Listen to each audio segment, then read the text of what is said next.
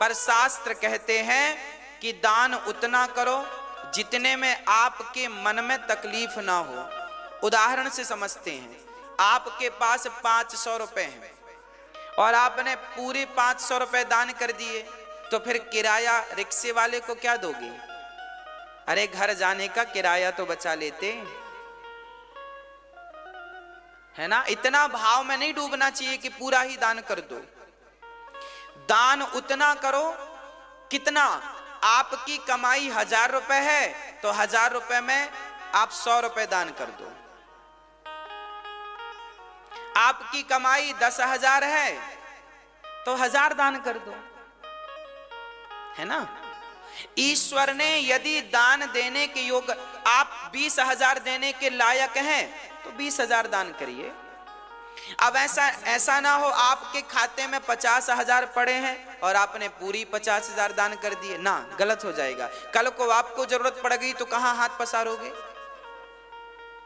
इसलिए 50,000 पड़े हैं तो जो उचित है वो दान कर दो। 10,000 दान करो, 20,000 दान करो। भगवान ने तुम्हें लखपति बनाया है, करोड़पति बनाया है, तो फिर आप लाखों भी दान करो, कोई फर्क नहीं पड़ता। तो दान विचार करके करना चाहिए, और दान वहीं करना चाहिए जहां मन को संतोष मिले। अच्छा, दान करने के बाद आपने सोचा, हे भगवान हमने क्यों दे दिया, तो फिर आपको पाप लगेगा। इसलिए मैं बोल रहा हूं, दान करने के पहले विचार कर लो। एक तो दान इच्छा है तो करो, नहीं है तो मत करो। अब हमने 200 रुपए दान कर दिए, बाद में सोचे क्यों दान कर दिए हमने, क्यों दे दिए। अब 4 बार सोच रहे हैं क्यों दे दिए, क्यों दे, फिर वो दान तुम्हें नुकसान कर जाएगा। दान ऐसा नहीं, दान प्रसन्नता से होता है और प्रसन्नता के लिए होता है। याद रखिए, प्रसन्नता से होता है और प्रसन्नता के लिए। दान देने में सुख मिलता है। आप कभी दान देकर देखिएगा, जब यहां अन्य क्षेत्र में लोग आते हैं ना, और जब लोग अपने हाथ से रोटियों का दान करते हैं ना अन्य क्षेत्र में, तो लोगों का मन ये होता है कि भगवान हमें ऐसा बनाए कि जीवन भर हम ही अन्य क्षेत्र करते रहें। मतलब दान देने से ना खुशी मिलती है। आप कभी किसी को एक रोटी खिलाकर देखिएगा, मुझे अनुभव है इस चीज का। मैंने जीवन में इतना सुख कभी नहीं पाया जितना सुख मैं रोटी देकर पाता हूं। दान देने में सुख है। हाँ, इसलिए आप आया करो, यहाँ अन्य क्षेत्र चलता है।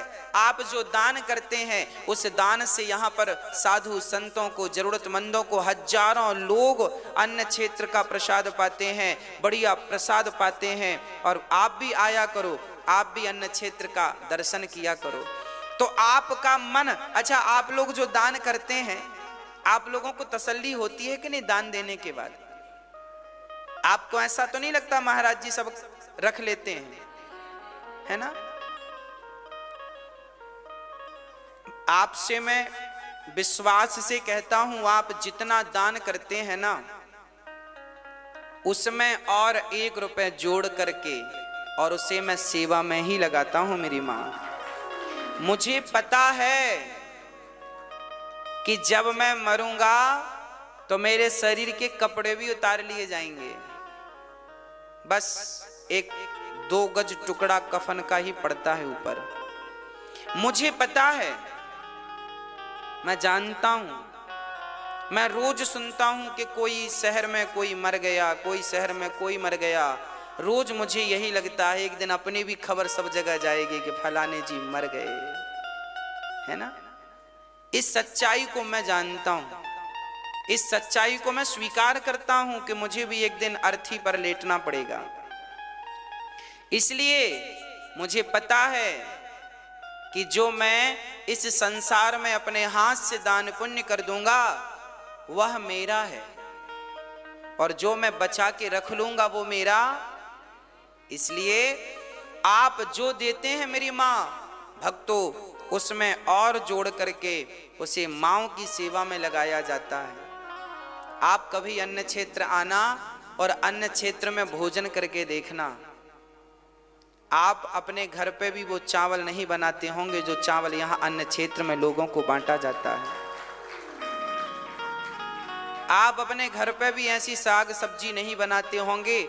मुझे ये लगता है कि यहाँ पर भगवान खाने आते हैं। मैं ये भाव से अन्य क्षेत्र में जाता हूं कि यहाँ जितने लोग प्रसाद पाते हैं ये भगवान है और भगवान को तो अच्छे से अच्छा भोजन पवाना चाहिए ना। इसलिए अन्य क्षेत्र में जितने साधु संत जरूरतमंद प्रसाद पाते हैं, मेरा ये भाव होता है कि यह भगवान है। मैं पूजा नहीं करता मेरी माँ, मैं तो इनकी सेवा ही पूजा समझता हूं। सुबह 8 बजे से कभी बंदरों की सेवा की पूजा है ना, तो कभी इन भक्तों को भोजन की पूजा है। इनको जब पेट भर के भोजन करा देते हैं तब मन को संतोष हो जाता है, चलो आज का दिन अच्छा गुजर गया, किसी के काम आया। हमारी मेहनत किसी के काम आ जाए, हमारी वाणी किसी के काम आ जाए, हमारा कार्य किसी के काम आ जाए, बस। मैं लोगों को देखता हूं, मैंने एक सज्जन को देखा, उनके हाथ काम नहीं कर रहे थे, ये वाला हाथ काम बिल्कुल नहीं कर रहा था। मैं डर गया। मैंने कहा हे बेटा, मैंने कहा हे भगवान देखो तो इनका हाथ काम नहीं कर रहा है। मैंने पूछा भैया कब से काम नहीं कर रहा है? बोले 1 साल से। मैंने कहा जब काम कर रहा था तब तुमने कौन सा काम किया? रोने लग गए। जब काम कर रहा था ना ये हाथ, तब किसी को इस हाथ से रोटी नहीं दी। तो भगवान को भी लगा बेकार है, तो काम ही करना बंद कर दिया।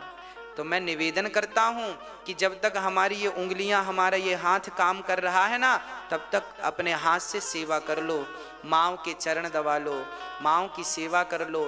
बूढ़ी बूढ़ी माताएं आती हैं मेरे पास, माएँ आती हैं, रोती हैं, बेटे ने निकाल दिया, बहू ने निकाल दिया, बड़ा कष्ट है, बड़ी पीड़ा है, बड़ी परेशानी है। भक्तों, अब माएँ इतनी अधिक मात्रा में अब आने लगी हैं कि ये जो आश्रम बना है ना, छोटा पड़ गया। इसलिए मैं आपसे हाथ जोड़ के निवेदन करता हूं कि आपका इतना सा सहयोग किसी माँ को रहने की सुविधा देगा, किसी माँ को भोजन की व्यवस्था देगा, एक दूसरा आश्रम और बड़ा इससे कई गुना बनेगा, जहाँ पर वृद्ध माएँ बहुत सुकून से रहेंगी और पिताजन भी रहेंगे, और एक हॉस्पिटल भी बनेगा जहाँ सबकी निःशुल्क दवाई होगी।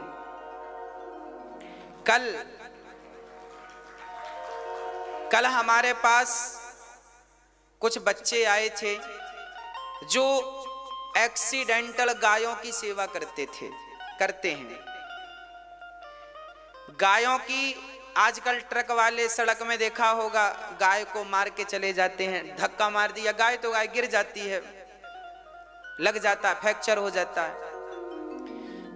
उन गायों को ला करके और उनका इलाज करने का भी हमने बोल दिया है उनसे कल कि जितनी भी गायों को जो भी दवाई चाहिए हो, ये दास सभी गायों की दवाई के लिए अपने ये दोनों हाथ आगे करता है। आगे गायों का भी एक हॉस्पिटल जल्दी से बनाएंगे, जहां पर वो बीमार गाय जो रोगी हैं, ट्रक व्रक धक्का दे देते हैं और बड़ा उन्हें कष्ट होता है, उन गायों का इलाज करने के लिए यहाँ उन गायों की बिल्कुल फ्री चिकित्सा होगी। हम इंसानों के लिए भी हॉस्पिटल बना रहे हैं, तो मूक गायों के लिए भी एक हॉस्पिटल बनाए ना, मूक प्राणियों के लिए। बहुत जल्दी गायों के लिए एक हॉस्पिटल होगा, और गायों की अभी से दवाई सेवा तो हमने आज से शुरू कर दी है। जितनी भी गायों को जो भी दवाई की जरूरत पड़ेगी यहां से जाएगी निःशुल्क।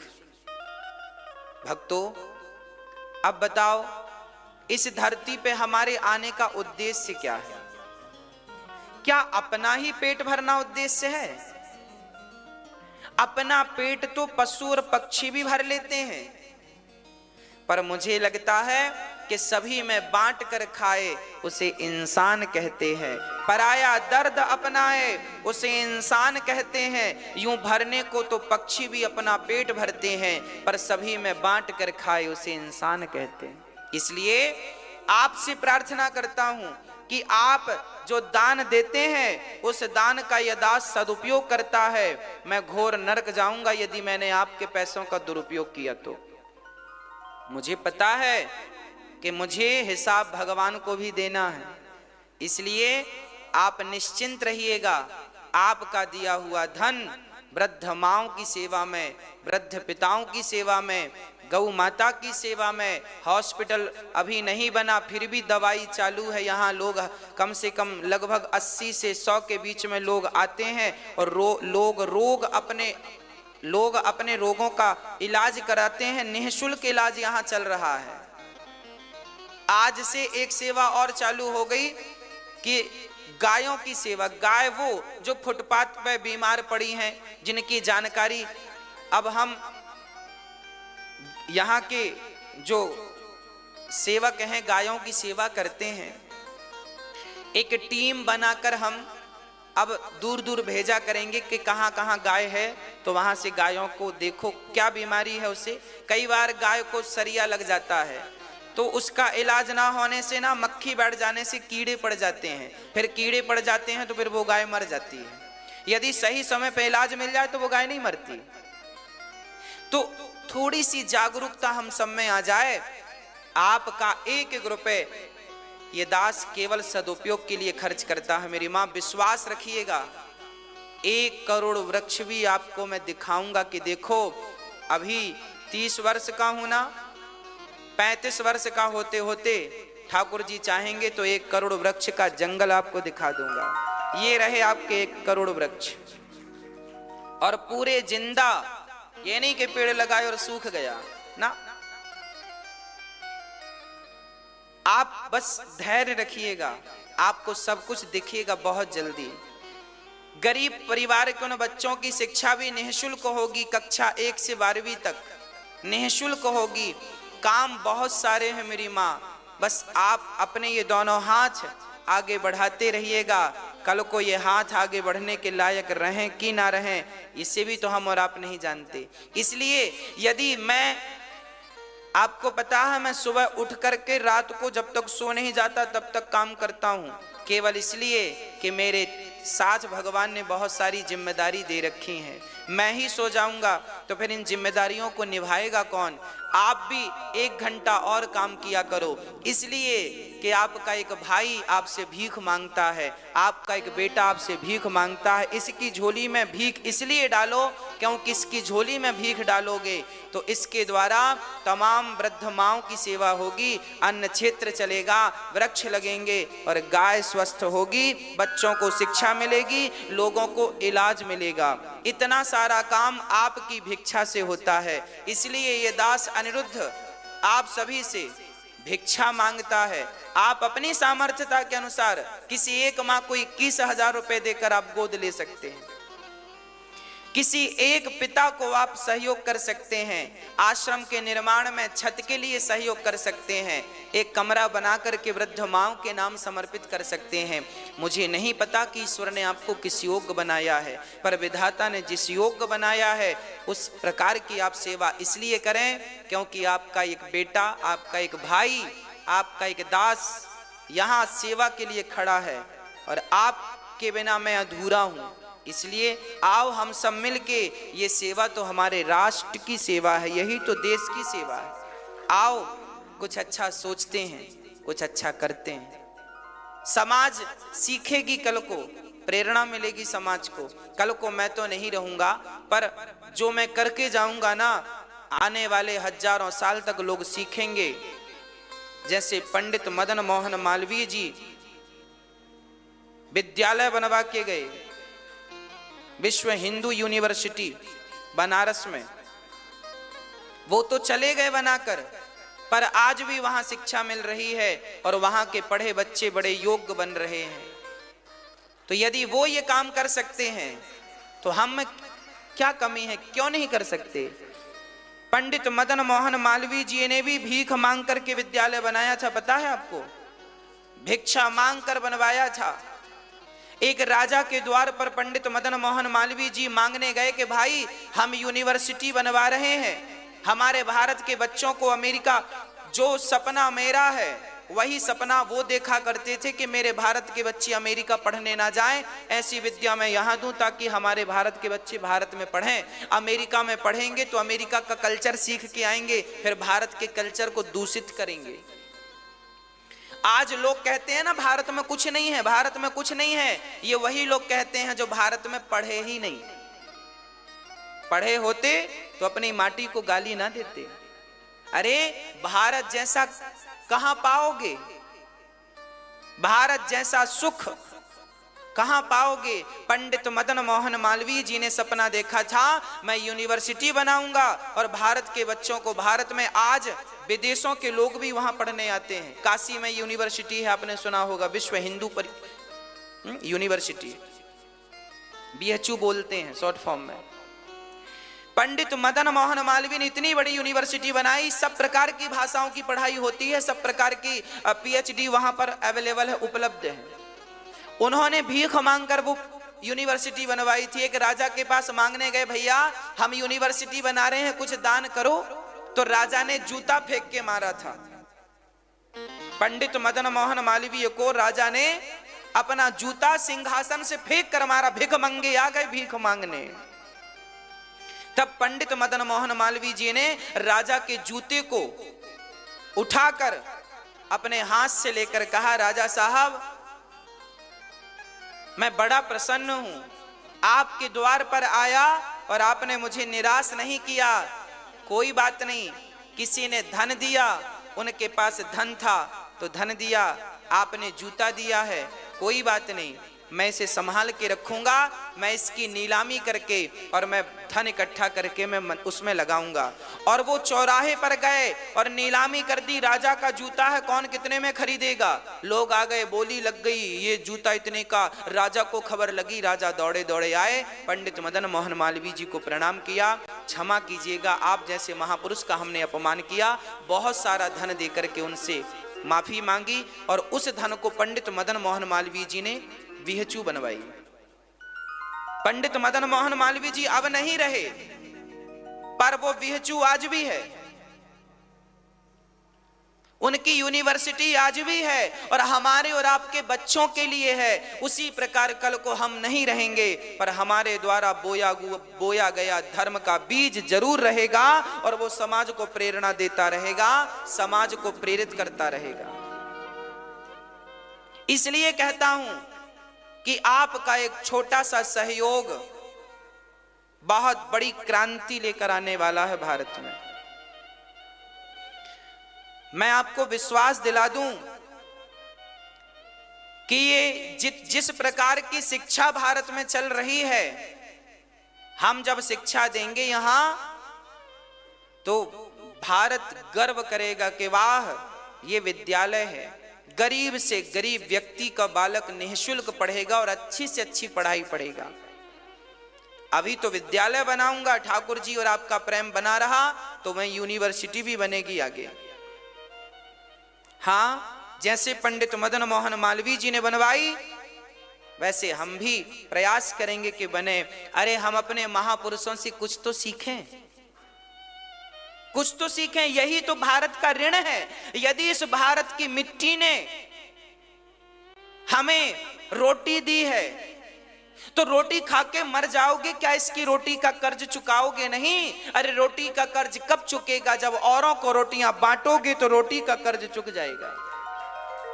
मैंने पढ़ाई की है, शिक्षा पाई है, तो इस शिक्षा का कर्जा मेरे ऊपर चढ़ा है। ये शिक्षा का कर्जा कब उतरेगा? जब मैं दीन दुखी गरीब बच्चों को शिक्षा दान करूंगा फ्री में, तब ये शिक्षा का कर्जा उतरेगा। मैं ऋणी होके मरना नहीं चाहता। मैं यदि पेड़ों से ऑक्सीजन लेता हूं, आपने भी ली है, मैं भी लेता हूं, मैं यदि ऑक्सीजन लेता हूं तो मेरा कर्तव्य है कि मैं ऑक्सीजन वापस करूं। और वो वापस कैसे करूंगा?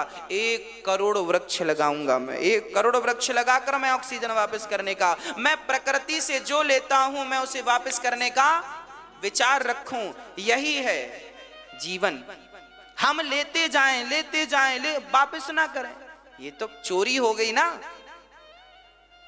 आओ, आपको भी एक मौका मिला है, आप भी सहभागी बनकर आपके सिर पर भी जो कुछ कर्जे हैं प्रकृति के, उन कर्जों को थोड़ा सा कम कर लो। हम पूरा, प्रकृति तो हमारी माँ है, जैसे बेटा कभी माँ का कर्जा नहीं चुका सकता, ऐसे हम अपनी प्रकृति का कर्जा तो नहीं चुका सकते, भारत माँ का कर्जा तो नहीं चुका सकते, पर जिस प्रकार भारत माँ के काम आ सकते हैं उस प्रकार तो आ जाएं। हाँ, आओ हम काम आते हैं अपनी भारत माता के। अच्छे से अच्छा इलाज मिले लोगों को, वो भी निःशुल्क, ये व्यवस्था ये दास करना चाहता है, और उसके लिए आपसे हम भीख मांगते हैं। आपका योगदान एक हॉस्पिटल बनाने के काम आएगा, आपका योगदान वृद्ध माँ और वृद्ध पिताओं की सेवा करने के काम आएगा, आपका योगदान अन्य क्षेत्र में काम आएगा, आपका दान 1 करोड़ वृक्ष लगाने के काम आएगा। 1 करोड़ वृक्ष लगाने के लिए जगह चाहिए, वो जगह भी हमें लेनी है, वो जगह भी हमें लेनी है। ऐसा नहीं किसी की भी जगह में पेड़ गाड़ देंगे तो वो निकाल फेंक देगा, उसके लिए जगह भी लेनी पड़ेगी। लंबा काम है, बस आप यूं ही जुड़े रहें, आशीर्वाद देते रहें, भगवान से प्रार्थना करते रहें। बिहारी जी सब सुन रहे हैं, और मेरा संकल्प यदि परमार्थ के लिए है तो मुझे विश्वास है कि कोई साथ दे ना दे, मेरे बिहारी जी मेरे साथ है, मेरे राम लला मेरे साथ हैं, क्योंकि मेरा हर कार्य, मेरे हर विचार केवल परमार्थ के लिए है। और मुझे तो विश्वास ये भी है कि आप सभी मेरे साथ हैं। हाँ, तो अति वचन ना बोलना, और ध्यान रखना कि किसी का दिल ना दुखे। प्रताप भानु को श्राप लगा, प्रताप भानु क्या बने? रावण बन गए। ब्राह्मण का श्राप, ब्राह्मण का आशीर्वाद आपको इंद्रासन दे सकता है, और ब्राह्मणों का श्राप रावण बना सकता है। इसलिए ब्राह्मणों का सम्मान किया करो, अपने से बड़ों का, गुरुजनों का सम्मान किया करो, माता पिता का आदर किया करो। वह रावण, अब गोस्वामी तुलसीदास जी महाराज लिखते हैं कि प्रताप भानु का भाई कुंभकर्ण बना, और प्रताप भानु का मंत्री धर्मरुचि विभीषण बना। और गोस्वामी जी लिखते हैं, तीनों ने तपस्या की। कुंभकर्ण, रावण विश्रवा पुत्र रावण बना, विश्रवा का पुत्र रावण, कुंभकर्ण और विभीषण। लोग कहते हैं कि विभीषण के पिता अलग है ना, विभीषण के पिता विश्रवा ही है, मां अलग है ना। तो रावण, कुंभकर्ण और विभीषण, जब इनका जन्म हुआ ये बड़े बलशाली थे। इन्होंने तपस्या की, एक घनघोर जंगल में तीनों भाइयों ने एक साथ तपस्या की। ब्रह्मदेवाय नमः, ब्रह्मदेवाय नमः। ब्रह्मा जी प्रसन्न हो गए। हाँ हाँ बेटा, वरदान मांगो, क्या चाहते हो? तो रावण ने वरदान मांगा, हम काहू के मरही न मारे,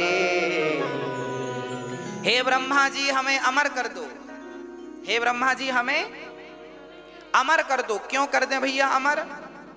रावण बोला, हम काहू के मरही न, ऐसी कृपा करो कि हम किसी के मारे ना मरे। लो, ब्रह्मा जी बोले, हम ही अमर नहीं है, तुम्हें क्या अमर करें, हम ही अमर नहीं है। तो रावण बोला, फिर रावण बड़ा तपस्वी था। अच्छा, रावण के साथ एक समस्या थी, बेचारा करवट नहीं ले पाता था। पूछो क्यों? 10 सिर थे। अब सोचो आपके 10 सिर हो जाए, करवट कैसे लेगा? बेचारा करवट लेके नहीं सोता था। अच्छा, रावण का ना एक तरफ सिर ऐसे रहता था, झुकाव। क्यों? क्योंकि 10 थे। अब हिसाब लगाओ, 10 थे तो 1 2 3 4 5 6 7 8, एक तरफ 5 एक तरफ, तो जिस तरफ 5 रहे होंगे उस तरफ रावण की गर्दन सीधी नहीं रही होगी। क्यों? आपने देखा है कहीं रावण को? देखा है? क्यों? पड़ोस में रहता है क्या? रावण के साथ एक समस्या है, बेचारा टेढ़ी गर्दन करके चलता होगा, सीधी गर्दन, और चित्त सोता होगा। परेशान तो मंदोदरी होती होगी। रावण बोला जरा मुंह पहुंचना, तो मंदोदरी बोली कौन सा मुंह पहुंचूं, इस तरफ से 3रे नंबर का, किस तरफ से 4थे नंबर का। मंदोदरी बड़ी परेशान, कौन सा मुंह पहुंचूं। कभी रावण बोला कि जरा यहां खुजला दो, क्योंकि रावण का हाथ इस तरफ आखिरी वाले मुंह तरफ थोड़ी जाता होगा, तो रावण के मुंह में खुजली, मंदोदरी से बोला जरा खुजलाओ, तो रावण मंदोदरी बोली कौन सा, इस तरफ वाला खुजलाऊं किस तरफ वाला। बड़ी समस्याएं हैं। अच्छा 10 सिर होने आपके हो जाएं तो क्या करोगे आप? फिर आप कौन से वाले से खाओगे? इस वाले से पानी पियोगे, इस वाले से खाओगे, नाश्ता इस वाले से। और सबसे बड़ी समस्या तो ब्रश करने की होगी। एक तो आदमी ठीक ठाक कर लेता 2-3 मिनट में। अब रावण का हुआ तो दूसरा वाला सिर में ब्रश कैसे करता होगा रावण? दातून, 10 तो दातून चाहिए। एक का कुल्ला हो गया पर दूसरे का बच्चा, बड़ी समस्या है। क्यों? इसलिए कहते हैं एक सिर ही ठीक है साहब, 2 भी नुकसानदायक हैं। अच्छा रावण के 10 सिर कैसे थे? रावण के देखने में 10 सिर नहीं थे। 10 सिर का अर्थ ये नहीं था कि रावण के 10 खोपड़ियां थी ना, रावण का सिर एक ही था। फिर 10 सिर कैसे कहा गया? आपने भी देखा होगा, जो अभी हम लोगों ने टीवी पे सीरियल रामायण देखा ना, रामानंद सागर जी ने जिस रामायण को बनाया है, उस रामायण में कहीं भी रावण के 10 सिर नहीं दिखाए गए। कारण यह है, और रामानंद सागर तो ठीक है, शास्त्रों में भी कहीं 10 सिर का उल्लेख नहीं है, और जहां है वहां इस भाव से नहीं है कि 10 सिर थे। 10 सिर का अर्थ यह है, 10 सिर का अर्थ है 10 प्रकार की इच्छाएं। रावण की इच्छाएं कितनी थी? अनंत। जितनी इच्छाएं उतने सिर। कहने का अर्थ यह है कि रावण बहुत इच्छाओं को रखने वाला व्यक्ति था। उसे जितना मिलता जाता वो और असंतुष्ट होता जाता, और मिले और मिले और मिले।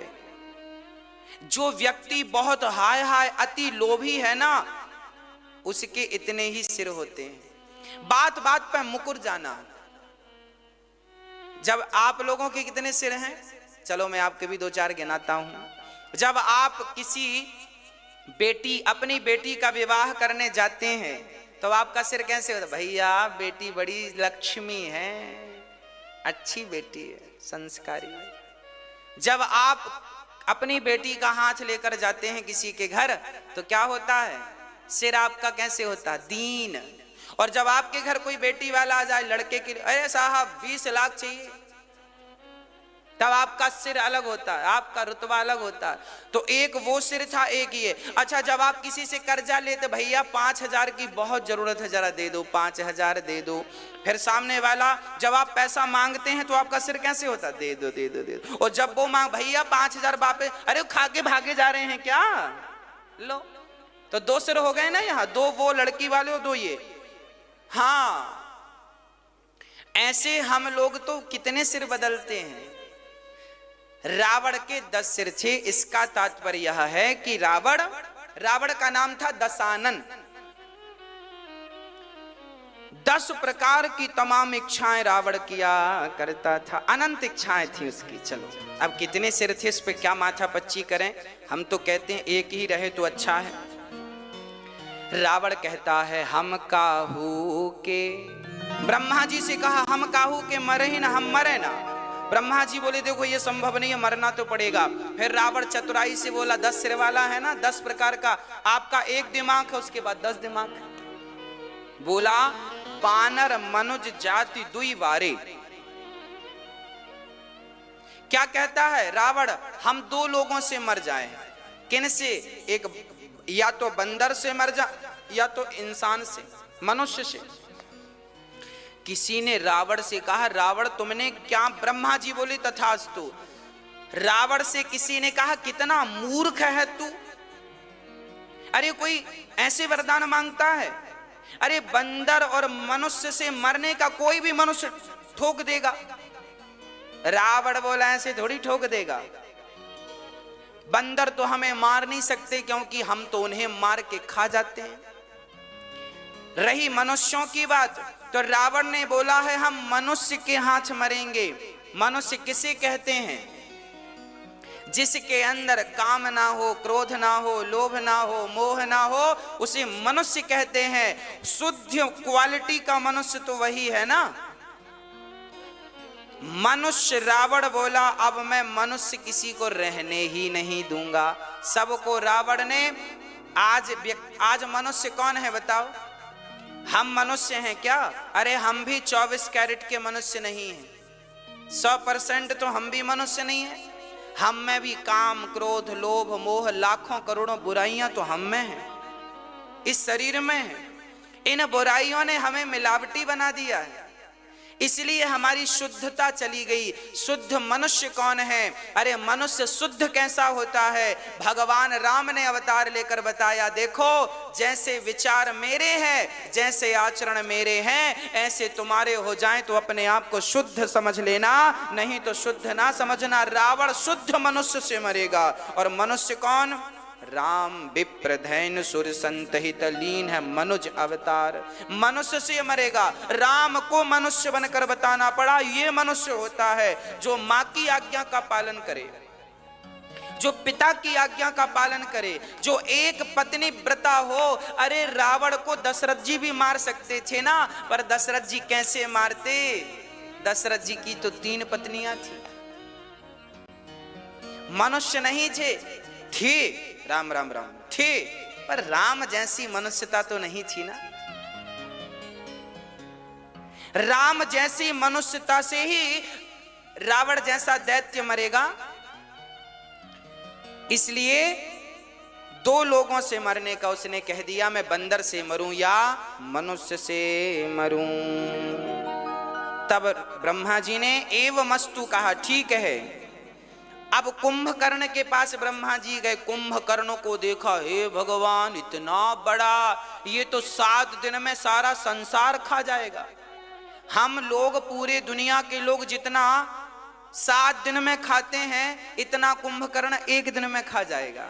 इतनी खुराक थी, इतना विशाल था। ब्रह्मा जी समझ गए सब खा जाएगा तो फिर लोगों को क्या बचेगा, फिर आप क्या खाएंगे, फिर हम क्या खाएंगे। तो ब्रह्मा जी ने सरस्वती को बुलाया, आओ। तो उसने मांगना चाहा था हमें इंद्रासन दे दो, इंद्रासन। पर सरस्वती बाणी पर बैठ गई तो कह दिया हमें निद्रासन दे दो। हमें क्या चाहिए? निद्रासन। निद्रासन मांगा, बोले हम नींद अभी जमाई आने लगी, सोने लगा। ब्रह्मा जी बोले क्या चाहते हो? बोले हमें नींद आए, निद्रा में पड़े रहें। ब्रह्मा जी बोले पड़े रहोगे तो सुनो, 6 महीने में 1 बार जागोगे। हाँ, 6 महीने में 1 बार जागोगे, 1 दिन खाओगे बस। साल में 2 बार खाता था कुंभकर्ण, 6 महीने सोता था। अब गए विभीषण पास पुनि, कहूँ पुत्र बर मांगू। तेहि मांग्यूं भगवंत पद, कमल अमल अनुराग। विभीषण के पास गए तो विभीषण से ब्रह्मा जी ने कहा तुझे क्या चाहिए? तब विभीषण ने कहा हे नाथ, मुझे ऐसा वरदान दो कि मेरी इन आंखों से मुझे भगवान का दर्शन हो जाए, मुझे ये वरदान दे दो। ब्रह्मा जी बोले वाह, तुम्हारे जैसा भक्त श्रोमणी कोई नहीं है। वरदान दे करके ब्रह्मा जी चले गए। अब रावण बहुत डांटा दोनों भाइयों को, नींद मांग ली तुमने और तुमने भगवान, ये क्या भगवान भगवान लगा रखा है। विभीषण से बिल्कुल तालमेल नहीं बैठती थी रावण की। अब रावण तो बड़ा बलवान हो गया, लंकापति बन गया। शंकर जी ने पार्वती के लिए लंका बनाई, खुद मांग लिया, चलिए लंकापति रावण बन गया। अच्छा, रावण के भाई का नाम था कुबेर। कुबेर के पास एक बढ़िया सा हेलीकॉप्टर था, पुष्पक विमान। तो आज रावण ने अपने भाई से युद्ध किया, चल विमान दे, मैं बलवान हूं। कुबेर से विमान छीन कर खुद उड़ता था, सब जगह जाता था। अब तो रावण के बढ़िया मजे हो गए। अब खूब जय जयकार होने लगी, सोने की लंका मिल गई और मंदोदरी जैसी पत्नी मिल गई और खूब आनंद हुआ रावण के यहाँ। अब रावण जब अति करने लगा तब वहां पर क्या हुआ जरा सुनिएगा। बाढ़े खल बहु चोर जुआरा, जेलम पट पर धन पर दारा। माँ नहीं मातु पिता नहीं देवा, साधुन सन करवा वही सेवा। जिनके यह आचरण भवानी, ये जान निश्चर सब प्राणी। अतिशय देख धर्म के ग्लानि, परम सभीत धरा अकुलानी। ऐन रूप धरि हृदय विचारी, गए तहाँ जा सुर मुनि झारी। मंगल भवन अमंगल हारी, प्रभु सुदशरथ अजिर बिहारी। रावण के राज्य में क्या हुआ जरा सुनिएगा। बाढ़े खल बहु चोर जुआरा, जे लंपट पर धन पर दारा। माँ नहीं मात पिता नहीं देवा, साधुन सन करवा वही सेवा। रावण इतना दुष्ट हो गया कि बाढ़े खल, खल ज्यादा बढ़ गए, चोर ज्यादा बढ़ गए। रावण के राज्य में, रावण के लंका में चोर बढ़ गए, जुआरी जुआ लोग खेल रहे, जुआड़ी बढ़ गए, चोर बढ़ गए, लंपट स्त्री लंपट, किसी भी बहन बेटी को कभी भी परेशान करने लग जाएं, ऐसे लोग रावण के यहाँ। अब रावण ही ऐसा था, कोई भी नारी दिखे तो उठा के। रावण ने केवल सीता का हरण किया ऐसा नहीं, सीता हरण के पहले रावण कई स्त्रियों का हरण कर चुका है। एक बार वेदवती का हरण करने गया था रावण। एक बार कमल के पुष्प पर एक सुंदर सी कन्या बैठी थी, बाल बिखरे थे, बड़ा सुंदर स्वरूप था। रावण गया और उस कन्या से, कुछ लोग उसे वेदवती कहते हैं, कुछ लोग उसे सत्यवती कहते हैं, उस कन्या के पास गया और रावण उसके केस पकड़ लिया और लाने लगा घसीट कर। तब उस कन्या ने अपने बल से केस छोड़ाकर रावण से कहा, मूर्ख, तूने मुझ पर दृष्टि डाली है, जा, तेरे विनाश का कारण मैं ही बनूंगी। और आज के बाद यदि तूने किसी स्त्री की मर्जी के बिना उसे पकड़ा, बस उल्टी गिनती उसी दिन से शुरू हो जाएंगी। रावण चरणों में गिर पड़ा, मां क्षमा कर दो, अपराध हो गया, हम तो आपको पहचाने नहीं, आप तो जगत जननी, हाँ जगत जननी है आप। तब रावण ने माफी मांगी तो वह नारी बोली, जिस नारी को तू हरण करेगा, यदि वो एक बार तेरी तरफ देख लेगी तो फिर तू अमर हो जाएगा। जिस नारी को तू उसकी मर्जी के बिना उठाकर लंका लाएगा, वो तेरी तरफ एक बार देख लेगी तो तू अमर हो जाएगा। वह नारी का श्राप रावण को याद था और रावण जब सीता को चुरा कर लाया तो रावण रोज सीता के पास पुष्प वाटिका में सवेरे 5 बजे जाता था दर्शन करने, और क्या बोलता था, एक बार बिलोक मम ओरा, एक बार मेरी तरफ देख लो। रावण हाथ जोड़ के कहता था, सीता एक बार मेरी तरफ सीता देखती नहीं। अच्छा रावण क्यों कहता एक बार मेरी तरफ देखो? रावण इसलिए कहता था मेरी तरफ एक बार देखो, क्योंकि वो जानता था कि यदि मेरे ऊपर एक बार इन्होंने दर्शन कर लिया, मेरी तरफ दृष्टि डाल ली, तो मैं इनकी दृष्टि पड़ते ही अजर अमर हो जाऊंगा। ब्रह्मा ने अमर नहीं बनाया, पर एक पतिव्रता नारी दृष्टि डाल दे तो अमर हो जाता है व्यक्ति। ये पतिव्रता नारी की महिमा है। पर सीता मां एक बार भी रावण को नहीं देखती।